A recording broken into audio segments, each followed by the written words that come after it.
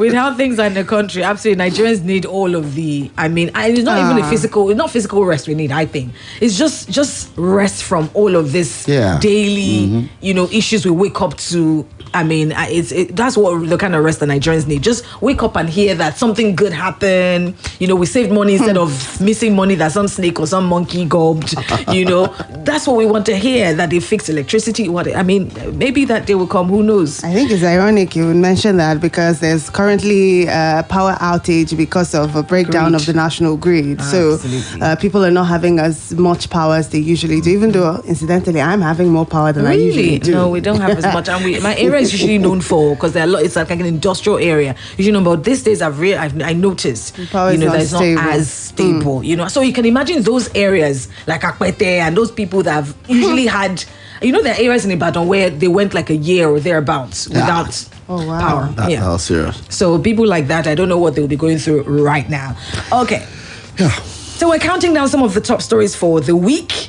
And, we've had all of us at some point handled, newspaper review programs. You can catch Charity on Mondays, catch me on Tuesdays, and of course, Oluwaseun Akinola on Wednesday. So we come on Friday to look at the top stories, stories making headlines in the week. And one story that hit everybody, even though the pastor was dragged, for this comment, was the pastor of House on the Rock, who advised Nigerians to have Plan B. I don't know why it was shocking for Nigerians or why Nigerians took it, a certain way. But here's the story. Senior pastor of the House of the Rock Church in Lagos, Pastor Paul Adefarasi, urged members of the church to have an alternative plan for Nigeria. Adefarasi gave the advice during his sermon on Sunday amid rising insecurity in different parts of the country. No country in the world's history has survived two civil wars, Adefarasi said, relating to Nigeria's first civil war between July 1967 and 1970, citing incidences of civil unrest, attacks and killings in Nigeria.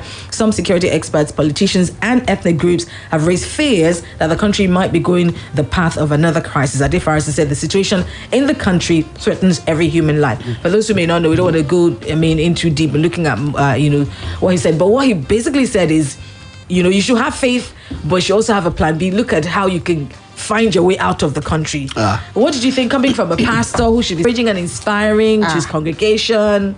That is encouraging and inspiring because I think he's opening the eyes of people who perhaps coming from you. But for me, it made me panic a little. So I can imagine if I was sitting there in that church, just seeing that news story made me panic a little that, hey, oh Lord. Maybe I have a full grasp of the situation. No, nothing anybody says is going to add to my attention. I see the headlines, I read, I see the situation. So it's not for somebody else to tell me, there's fire on the mountain. I know that there is already fire on the mountain. But my own thought is, it's another thing to want a plan B, and it's another thing to be able to afford a plan B. Even though he made it as simple as he gave examples, even if it's a speedboat to Seme-Border or a bike to Cameroon or even a bunker. But really, even those simple options, how many people can afford, an out of Nigeria as it is? But beyond the simplicity of this issue and the jokes that have been made around it, I think it brings us to the reality that things are bad. A lot of people say these days that we've never had it this bad before. And I think I totally agree. Things are just scary. People don't want to think of raising their children in this country the way it is going. People do not know what 5 years down the line will look like, especially considering that it seems the preceding government is worse. Whatever you think the other one was. I mean, remember 2014, we thought we couldn't get any worse. And then look at us now. So when you consider how we're going, the trend and the antecedents of ourselves as a country, it's easy to believe that perhaps the solution might lie in plan B. Yes, having a plan B that involves you leaving the country. But then, can you afford it? Nigeria has over 200 million people living in it. And it is about one of the largest countries in the sub-Saharan Africa, for instance. I know the elite countries that people will talk about when they say they want to leave the country. You want to go to Canada, you want to go to the United States, you want to go probably to Australia, and maybe others come, some European countries. But look at it this way. First, Adefarasi did not say anything new.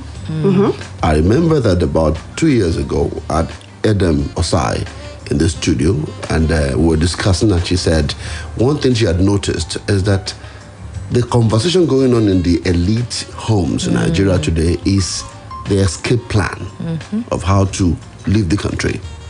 But look at it, where will 200 million Nigerians go if we all have to leave the country? I mean, nobody has the right to leave than the others. So if all of us will have to leave the country, where will we all go?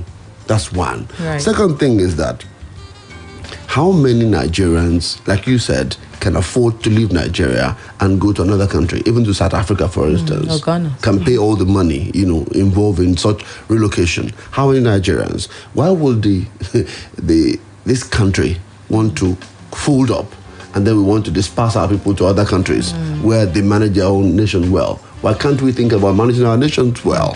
So the point I'm making finally is that Ade Farasin did not just say an issue about Plan B in that video, only that somebody just cut that short video and put on Twitter. Of course. See, it declared a situation where probably just 3 states in the Federation can survive without subversion from Abuja. He talked about it in that sermon. He talked about congregation to be active participants in the affairs of the country, to reclaim the space they had ceded to touts and louts and help make Nigeria work better. That was part of what he said in that sermon. But what people heard was the Plan B. Yes. Was how he was angry about those who were leading us. So the thing is, I will ask anyone who wants to make comments about this video to go watch the full length. It's on YouTube. And if you watch everything, you will know that he wasn't talking about folding up Nigeria and all of us running away. He was talking about Nigeria should be better, or else people will begin to find a way to run away from this country. Right. And when we leave this country, when majority of Nigerians will want to walk away from here, or if there's a conflagration, heavens forbid, Nigeria will run down many countries.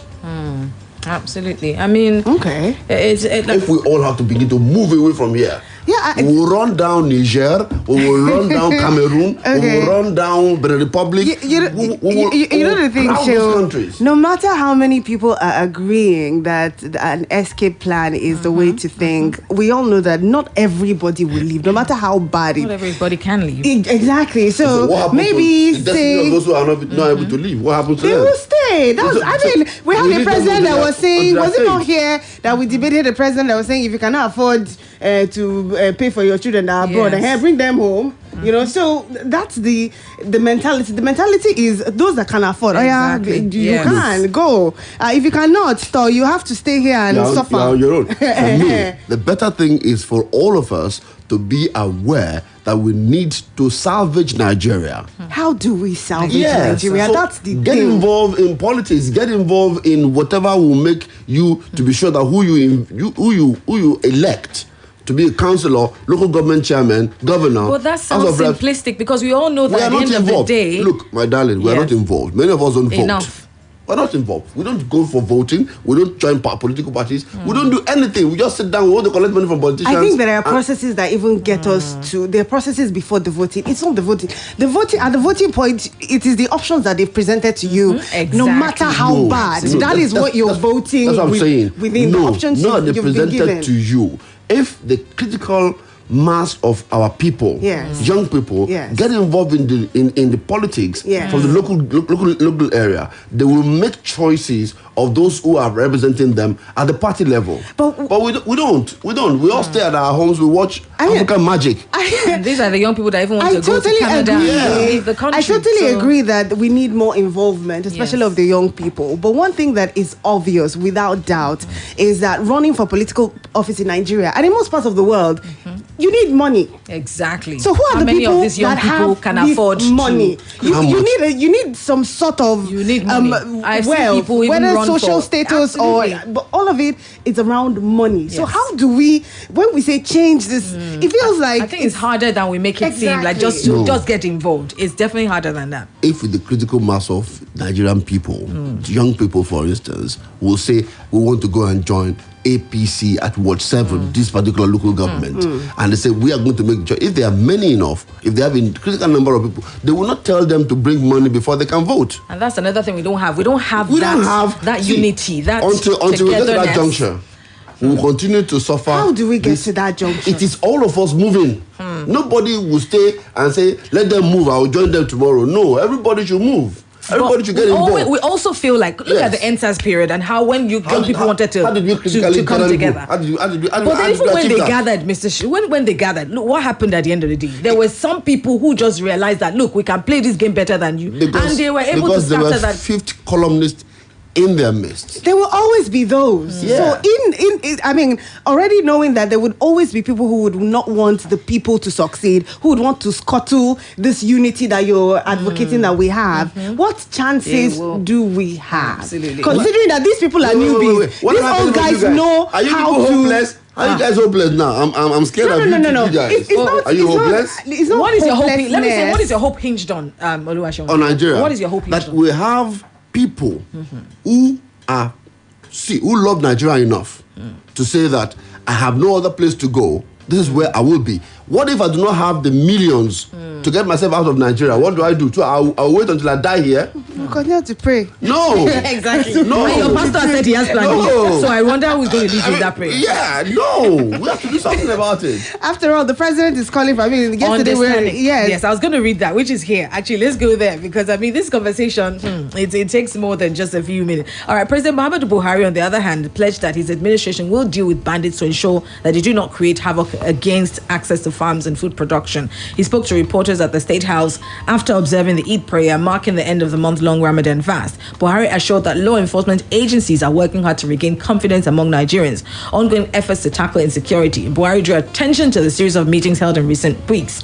The president said part of the resolution has been made public by the National Security Advisor and the others kept secret. Let me move on to where he made an appeal to the nation's elite to show a better appreciation of the problems facing the country. The elite should make the attempt to understand the military. If we order for weapons and armored vehicles, it takes time for the manufacturers. It takes time to ship them, and when brought here, eventually they're taken to training. So I expect Nigerians to be more understanding on the issues involved. Looking at time and available is the expectation. I mean, well, can Nigerians give more? I was asking this morning, do Nigerians have a more